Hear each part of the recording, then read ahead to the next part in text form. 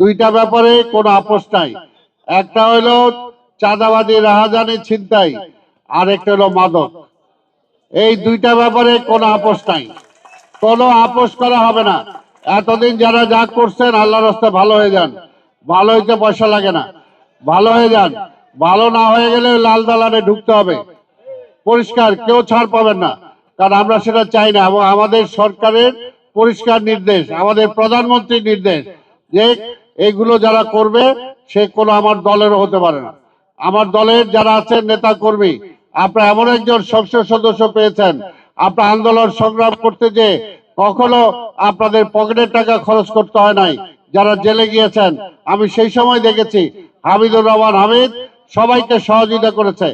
এখনো বলতে চাই, আমাদের যে সমস্ত ছেলেপেলে আছেন আপনাদেরকে কিভাবে প্রোভাইড করতে হবে, আপনাদেরকে কিভাবে কাজ করে দেওয়া যাবে, আপনাদেরকে কিভাবে চাকরি দেওয়া যাবে, সেগুলোর দায়িত্ব আমার আর হামিদের, আমার আর হামিদের। আপনাদের কর্মীদের দায়িত্ব আমাদের হামিদের যদি থাকে, তাহলে কি আপনাদের অন্য কোনো পথে যাওয়া লাগবে? অন্য কোনো পথে যাওয়া লাগবে না। কাজেই সবাই ঠিক পথে থাকবেন। আর এলাকায় পরিচ্ছন্নতা কর্মসূচি করতে হবে, যেটা আপনাদের এমপি সাহেবকে আমি বলেছি, উনি প্রোগ্রাম দিবে। মশক নিধন প্রোগ্রাম করতে হবে। আর মশার জন্য প্রত্যেকটা বাড়ি ঘর নিজেরা পরিষ্কার রাখতে হবে। এই এলাকা পুরা এই নির্বাচনী এলাকাটা বেশিরভাগই হলো মার্কেট ব্যবসায়ীরা। কাজে মার্কেটে যারা আছেন তাদেরকেও বলবো যে আপনারা মার্কেট করে সারাদিন সারা রাত করলেন, যাওয়ার সময় সব আবর্জনাগুলো দোকানের বাইরে ফেলে গেলেন, এটা তো হবে না। আপনাদের দোকানের বা আপনাদের বিল্ডিং এর আবর্জনাগুলো যে কোনো একটা ব্যাগে রাখবেন। এই ব্যাগটা এমন জায়গায় রাখবেন যেখান থেকে সিটি কর্পোরেশনের ময়লা ওরা সংগ্রহ করে, সেই জায়গায় রাখবেন। আরেকটা কথা, ময়লা আবর্জনা যারা বাড়ি বাড়ি থেকে সংগ্রহ করেন, পরিষ্কার বলতে চাই, 100 টাকার বেশি যদি কেউ কোনো বাড়ি থেকে নিয়েছে শুনি, তাহলে সেই কন্ট্রাক্টরের অনুমোদন থাকবে না, বাতিল করে দেওয়া হবে। পরিষ্কার কথা, জনগণ ভোট দিয়ে হামিদকে নির্বাচিত করেছে। কাজে হামিদের এলাকার যারা জনগণ আছে সে এলাকার জনগণের সেবার দায়িত্ব দেয় আমার। এবং সিটি কর্পোরেশনের অ্যাডমিনিস্ট্রেটর হিসাবে আমার প্রধানমন্ত্রী নির্দেশ দিয়েছেন যে এইগুলো কোনোভাবেই যাতে আমরা যত দ্রুত সম্ভব আমরা সমাধান করতে পারি।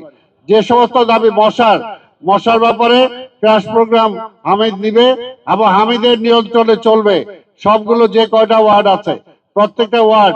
কাজে এটাও আপনাদের মনে রাখতে হবে যে আমরা ক্লিন সিটি চাই, আগের পুরনো ঢাকার ঐতিহ্য ফিরে পেতে চাই।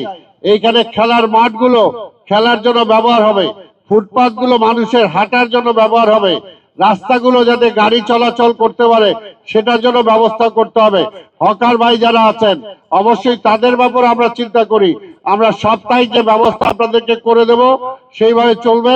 তবে ঈদের আগ পর্যন্ত আপনারা যে যেখানে আছেন আপনারা সেখানে ব্যবসা করবেন, কিন্তু ঈদের পরে কিন্তু একটা শৃঙ্খলার মধ্যে আসতে হবে, একটা শৃঙ্খলায় আসতে হবে। সব জায়গায় যদি দোকান লাগাই দেন, সব জায়গায় যদি মার্কেট করে ফেলেন, তাহলে আমার মা বোনেরা হাঁটতে পারে না, আমার ছোট বাচ্চারা যারা আছে তারা স্কুল কলেজে যেতে পারে না। কাজে সবকিছু একটা নিয়মের মধ্যে আসতে হবে। আপনাদের ব্যবসা কিভাবে করতে পারেন সেটা আপনাদের এমপি সাহেবের সাথে আমরা বসবেন, বসে আপনাদের জায়গা যারা হকার যারা আছেন তাদের একটা জায়গা ঠিক করে দেব। সন্ধ্যার পরে কোথায় মার্কেট হতে পারে সেগুলো সন্ধ্যাকালীন মার্কেট আমরা করে দেব। তবে সেখানে আবার সিটি কর্পোরেশন ট্যাক্সটাও কিন্তু দিতে হবে, সেই জিনিসটাও মনে রাখেন, নাহলে সিটি কর্পোরেশন চলবে কিভাবে? 1 টাকা দেন আর 100 টাকা দেন, যেটাই থাকে অন্তত বরাদ্দকৃত সেটা দিতে হবে। আজকে ব্যবসায়ী যারা আছেন অনেক জায়গায় দেখা যাচ্ছে আমাদের যে সমস্ত ট্যাক্স গুলো অনেক জায়গায় মজুদ হয়ে আছে, অনেক জায়গায় দেন নাই, সেগুলো যদি দ্রুত দেন এই সেবাগুলো আপনারাই পাবেন। আপনাদেরই সেবা করার জন্য তো সিটি কর্পোরেশন চলতে হবে।